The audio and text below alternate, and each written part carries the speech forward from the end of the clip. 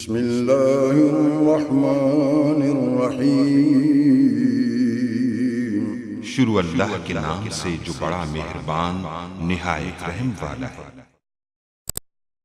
वालेकुम गाइस। तो आज हम मैनेजिंग चेंज और इनोवेशन के बारे में डिस्कस करेंगे कि मैनेजिंग चेंज क्या और इनोवेशंस क्या है। तो चूंकि जो इसके जो अंडर टर्म्स आ रही हैं, चेंज प्रोसेस क्या है, ऑर्गेनाइजेशन चेंज क्या है, मैनेजिंग रेजिस्टेंस टू चेंज ये क्या है, इशू मैनेजिंग चेंज में क्या है, और स्टिमुलेटिंग इनोवेशन क्या है। तो इन सब के बारे में डिस्कस करने के से पहले हमें पता होना चाहिए कि मैनेजिंग चेंज और इनोवेशन क्या है। जैसे कि आपने बहुत जो मशहूर मुहावरा सुना है, तब्दीली आ नहीं रही, तब्दीली आ गई है। बल्कि ये ऐसे नहीं होना चाहिए, ये इस तरह होना चाहिए कि तब्दीली आई नहीं है बल्कि तब्दीली आ रही है। क्योंकि जो चेंज है हमेशा जो है तो यानी कि न्यू से न्यू टेक्नोलॉजी, नई से नई चीज़ें जो है आती जा रही हैं, इसलिए जो है तब्दीली आई नहीं, तब्दीली बल्कि आ रही है। तो इसके बारे में चूँकि ये सारी चीज़ें हम वन बाय वन डिस्कस करेंगे, इसलिए इनसे पहले हमें इस यानी कि प्रोसेस क्या होता है इसके बारे में, और ऑर्गेनाइजेशन प्रोसेस वगैरह क्या होता है इनके बारे में हमें पता होना चाहिए। तो हम चलते हैं स्लाइड्स में और इनके बारे में हम डिस्कस करते हैं वन बाय वन। तो सबसे पहले व्हाट इज़ चेंज, यानी कि तब्दीली क्या है। तो चेंज क्या है, तब कोई किसी भी चीज़ का एक जगह एक हालत से दूसरी हालत में यानी कि चेंज होना उसको कहते हैं, बदलना उसको कहते हैं चेंज। यानी कि अगर आपको ये कहा जाए कि आप अपना हुलिया जो है चेंज करें, यानी कि अपने आप को बदलें, तो आपके लिए बहुत ही मुश्किल चीज़ होगी। तो आपके यहाँ आप इसकी तरह आप कह सकते हैं कि आपको वो बदलना बहुत मुश्किल होगा, और कुछ लोगों के लिए आसान होगा, लेकिन ज़्यादातर ये मुश्किल चीज़ होती है। तो सबसे पहले हम देखते हैं कि ऑर्गेनाइजेशनल चेंज क्या है, यानी कि जो हमारी ऑर्गेनाइजेशन में क्या चेंज है। यानी कि ये चेंज किस लोगों में आ सकता है, यहाँ पे किसी भी ऑर्गेनाइजेशन के स्ट्रक्चर में आ सकता है, ये टेक्नोलॉजी, यानी किसी भी चीज़ का बदलना उसको कह सकते हैं हम, वो चेंज है। और वो ऑर्गेनाइजेशन का हो सकता है, अगर अगर ऑर्गेनाइजेशन का स्ट्रक्चर चेंज हो रहा है, या लोग ऑर्गेनाइजेशन के पीपल चेंज हो रहे हैं, उनमें तब्दीली आ रही है, और यहाँ फिर टेक्नोलॉजी, न्यू से न्यू टेक्नोलॉजी आ रही है, तो उस इन सारी चीज़ों को कह दें तो ऑर्गेनाइजेशन चेंज। ऑर्गेनाइजेशन क्या चेंज क्या होता है, एज ए टॉपिक हम इसको आगे ऑर्गेनाइजेशन के टाइप्स में डिस्कस करेंगे डिटेल के साथ। तो फिलहाल इसके लिए इतना ही है। तो करेक्टरिस्टिक्स ऑफ चेंज क्या है, यानी कि चेंज की खसूसियात क्या है। जैसे कि मैंने अभी आपको एक एग्जांपल चेंज बदलना, यानी कि एक इंसान में आपको एक रियल अच्छी से एग्जाम्पल, यानी कि अगर एक इंसान है कहीं भी जो है वो सेटल है, और वो सेटल होने के बाद अगर उसे कहा जाए कि वो कहीं और जो है वो यानी कि कहीं और चला किसी और ऑर्गेनाइजेशन में चला जाए, यानी कि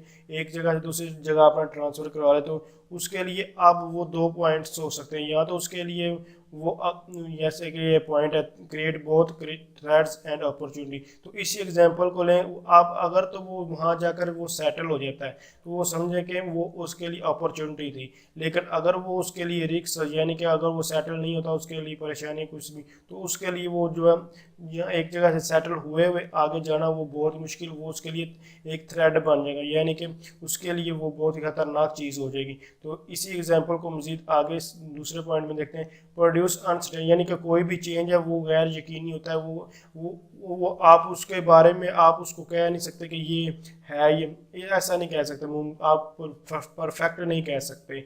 और yet is not completely unpredictable, लेकिन आप उसकी पेश गोई कर सकते हैं। यानी कि आप कह सकते हैं कि अगर मैंने जैसे कि मैंने कहा कि आप एक जगह पे सेटल, और आप कहते हैं कि मैं किसी और ऑर्गेनाइजेशन में जाना चाहता हूँ, तो आप अगर और किसी ऑर्गेनाइजेशन में कहीं भी जाते हैं, तो आप उसके लिए ये अनप्रिडिक्टेबल, यानी कि आप उसके लिए पेश गोई कर सकते हैं कि अगर मैं वहाँ गया तो मेरे साथ ये हो सकता है, ये हो सकता है, ये मुझे कैसे इस तरह के लोग मिलेंगे, मुझे इतनी पे मिलेगी, ये होगा, इतना काम होगा, इतने घंटे में काम करना होगा।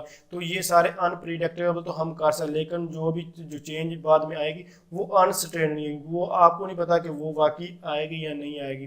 तो इसलिए आप जो है प्रिडिक्टेबल जो आप कर सकते हैं, कुछ भी कह सकते हैं, लेकिन जो जो उसमें कुछ भी आता है वो अनसर्टेन ही आता है, जो भी चेंज आता है।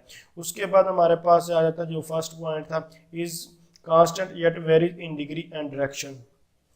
चेंज इज कांस्टेंट मतलब कि आप एक एक सेम टाइप, यानी कि आप अपनी हैसियत के मुताबिक कोई भी जो जो चेंज होता है उसको आप इम्प्लीमेंट करवा सकते हैं। यानी कि आप अगर जो मिनिमम जो कम से कम जो आपके पास चेंज है उसको तो आप हैंडल कर सकते हैं, उसकी जो डिग्री एंड डायरेक्शन जो है उसको तो आप हैंडल कर सकते हैं, लेकिन बहुत ज़्यादा जो मैक्सिमम चेंज हो उसको आपके लिए हैंडल करना बहुत ही मुश्किल होता है। तो ये हमारे पास जो है 3 पॉइंट्स थे। तो ये जो अभी मैं आपको बता रहा हूँ ये ऑर्गेनाइजेशन के चेंज है। अगर आप इसको और भी जो मज़ीद आप इसको चेंज तो हर चीज़ में आ सकता है, नेचर वगैरह कुछ भी आप मज़ीद जो ऐड करना चाहिए कर सकते हैं, लेकिन हम एक ऑर्गेनाइजेशन के चेंज के बारे में डिस्कस कर रहे हैं।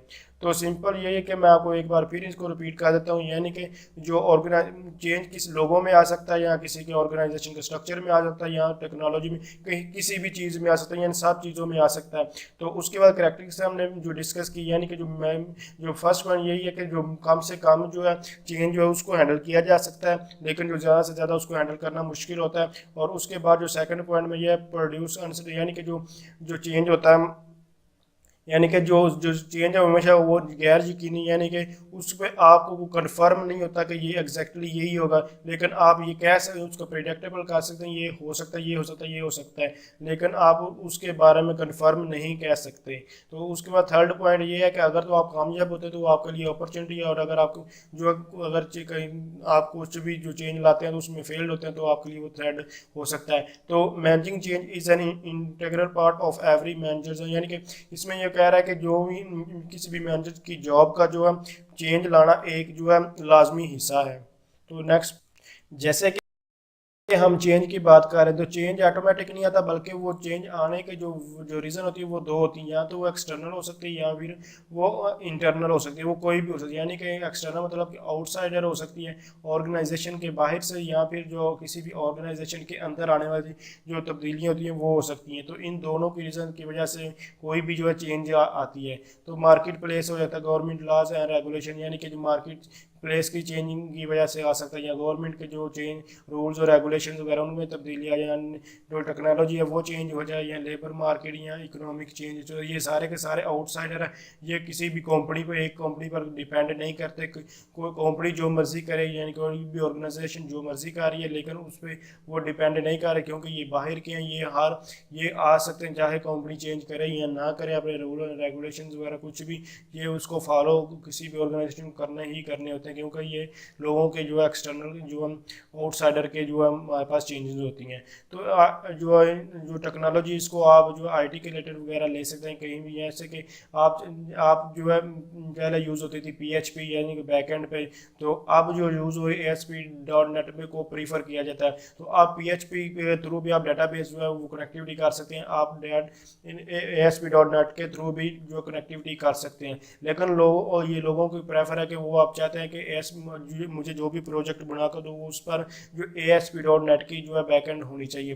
तो ये टेक्नोलॉजी पे डिपेंड कर रहा है, ये लोगों पे डिपेंड कर रहा है कि वो किस तरह की कोई भी चीज़ चाह रहे हैं। तो ये सारे इसमें आ सकते हैं, सिंपल से पॉइंट्स हैं, मैं इनके बारे में पहले भी डिस्कस करी। इकॉनमी चेंज क्या होता है, यानी कि जो भी किसी भी रियासत के जो इनकम और जो यानी कि इनकम और जो आउटपुट वगैरह चेंज जो तवाज़न होता है, जो भी यानी कि आमदनी और खर्च का जो तवाज़न वगैरह होता है अगर वो बरकरार नहीं रहता तो इसकी वजह से भी चेंज आ सकता है।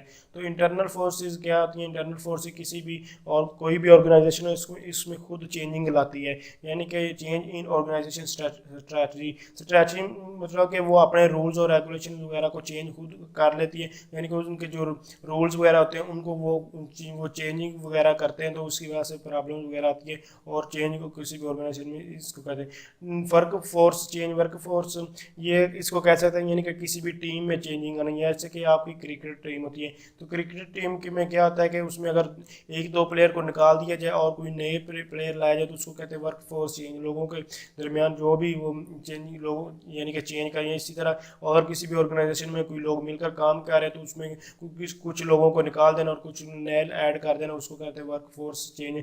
और न्यू इक्विपमेंट यानी कि नया, जैसे कि जो ओल्ड लोग हैं वो क्या इस चीज़ को को प्रेफर करते हैं कि रजिस्टर पर लिखना, लेकिन जो न्यू जनरेशन है वो इस चीज़ को प्रेफर करती है कि वो जो है लैपटॉप वगैरह या नोट पैड प्लस वगैरह जैसा कि आप तक जो भी वगैरह सब न्यू टेक्नोलॉजी यूज़ कर रहे हैं।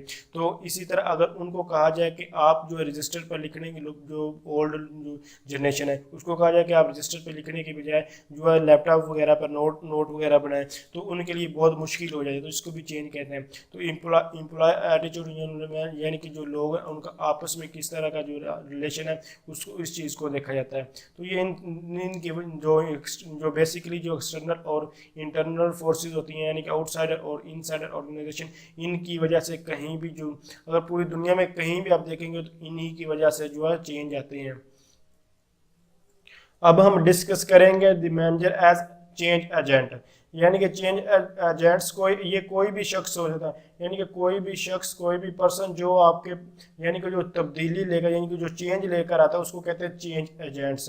ये चेंज जो एजेंट्स है जिसका सारे का सारा तकरीबन जो किसी भी ऑर्गेनाइजेशन को पीक पे ले जाना या फिर उसको जो है बहुत ही बैकवर्ड पे कर कुछ भी आगे या पीछे जो कोई भी चेंजिंग करना वो सारे का सारा इस पर डिपेंड कर रहा था। जैसे कि कोई भी अगर अच्छे से अच्छी चीज़ है तो अगर आपका जो एजेंट है वो ही ठीक नहीं है, ये ठीक तरह से प्रमोट ही नहीं कर रहा, तो वो चीज़ आपकी अच्छी तरह से प्रमोट नहीं हो पाएगी। लेकिन अगर आपकी चीज़ बिल्कुल नाकाम है किसी किस्म की, लेकिन आपका अगर एजेंट अच्छा है और वो अच्छी तरह से आपकी चीज़ को प्रमोट कर रहा है तो वो आपकी चीज़ आपको पीक पे ले जाएगी। तो इसी को कह रहे हैं चेंज एजेंट्स। चेंज एजेंट्स जो है ये एक पहला पॉइंट ये है कि ये तो एक कैटलिस्ट होना चाहिए, इसमें कैटलिस्ट की जो है वो भी होनी चाहिए। दूसरा ये ऑप्टिमाइज्ड होना चाहिए, OPTIMIST, यानी कि ये ऑप्टिमाइज्ड होना चाहिए और ये रिस्पॉन्सिबल होना चाहिए। सिंपली ये कहा जा रहा है कि जो आपका मैनेजर है उसमें ये तीन चीज़ें ये लाजमी होनी चाहिए, कैटलिस्ट होना चाहिए, ऑप्टिमाइज्ड होना चाहिए और जो रिस्पॉन्सिबल होना चाहिए। तो ये अगर तीनों चीज़ें आती हैं तो आपका जो एज अ मार्केटर जो मैनेजर है वो हो सकता है और ये सब कुछ वो अच्छी तरह से ला सकता है। यानी कि जितनी भी जो भी चेंजिंग ला रहा है वो उसी पर्सन की वजह से जो ऑर्गेनाइजेशन पे डिपेंड कर रही है, डायरेक्टली और इनडायरेक्टली बेसिकली उसी जो एजेंट है उस पर जो है यानी कि एजेंट या मैनेजर आप कह लें उस पर डिपेंड कर रही हैं। उसके बाद आता है टाइप्स ऑफ चेंज एजेंट्स। तो चेंज जैसे कि मैं आपको अब बताया कि वो कोई इन जो जितने भी लिखे मैनेजर्स नॉन मैनेजर्स जो भी इनमें से कोई भी पर्सन जो चेंज लेकर आ सकता है, तो जो भी चेंज लेकर आएगा वो उसको चेंज एजेंट्स ही हम कहेंगे। तो सिंपल अगर इस स्लाइड को डिस्कस करें तो ये कोई भी आदमी यानी कि कोई भी जो पर्सन है वो चेंज लेकर आता है, वो अगर उसमें ये वाली क्वालिटी जैसे में कैटलिस्ट, ऑप्टिमिस्ट और जो रिस्पॉन्सिबल है, अगर इन तीनों में ये तीनों अगर क्वालिटी जिस पर्सन में है वो चेंज ला सकता है। अगर किसी भी जो कंपनी है उसका वो कंपनी का जो मैनेजर अगर वो चेंज लाएगा तो वो आपका चेंज एजेंट होगा। अगर नॉन मैनेजर यानी कि जो मैनेजर के नीचे लोग होते हैं अगर उनमें से कोई भी चेंजिंग लाता है आप ऑर्गेनाइजेशन में किसी किस्म की भी, तो वो भी आपके वो नॉन मैनेजर्स हो सकते हैं। लेकिन अगर इन दोनों के अलावा अगर कोई बाहर से आपकी कंपनी का नहीं है कोई भी आदमी तो वो चेंज लाता है आपकी कंपनी के लिए, तो वो आप आउटसाइड कंसल्टेंट्स हो सकता है। तो ये कुछ टाइप्स थी हमारे पास जो है चेंज ऑफ। तो सिंपल अगर सारे का ओवरव्यू देखेगा यानी कि किसी भी चीज़ में अल्टरनेशन लाना वो हमारे पास चेंज होता है और चेंज जो आता है वो हमारे पास एक्सटर्नल या इंटरनल फोर्सेस की वजह से आता है, इसके अलावा नहीं आता। और जो चेंज अगर किसी भी जिस पर्सन की वजह से वो चेंज आ रहा है उस पर्सन को आप यानी कि उसको एजेंट कह सकते हैं, मैनेजर नॉन मैनेजर जिसकी वजह से आ रहा है उसको आप चेंज एजेंट कह सकते हैं। तो सिंपल यही था। Thanks for watching. अल्लाह हाफिज़।